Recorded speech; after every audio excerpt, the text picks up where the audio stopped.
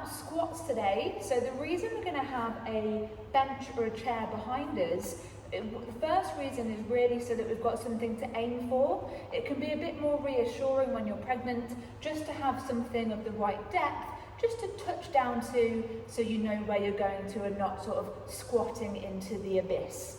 Also, if you get into your squat and you realise that your legs feel a bit shaky or that your pelvic floor doesn't feel quite right, then the bench is right there or the chair is right there so that you can just sit down and have a rest if you need it. So it's a bit of a mechanism for helping you get to the depth that you want.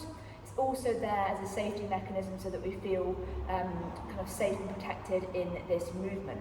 So we're going to line ourselves up with our chair, bench, whatever you've got behind you. Keep the heels down. We're going to hinge at the hips, bend the knees, and we're going to come down to the depth of the chair or bench, touch down, and then push back up. So this is a squat. We're hinging at the hips, touching down, and pushing back up. In the squat, we want to make sure that we are driving our heels into the floor. This helps us to switch on our bum muscles. So as we push back, we drive the heels down to push back up. We don't want to be coming up onto the toes. And when we get into a nice rhythm with this, we want to start synchronizing the breathing. So on the way down, we want to take a breath in. On the way up, exhale, lift the pelvic floor and squeeze the bum. Inhale down, release the pelvic floor gently. Exhale, re-engage and drive back up. Inhale down, exhale, drive.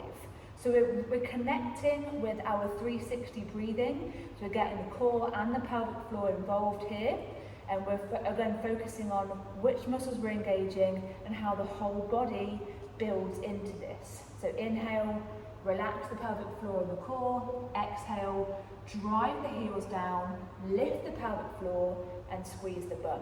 So squats are going to be really good to help with strengthening the quads, the glutes, a little bit of the adductors, as well as that connection with your core and pelvic floor.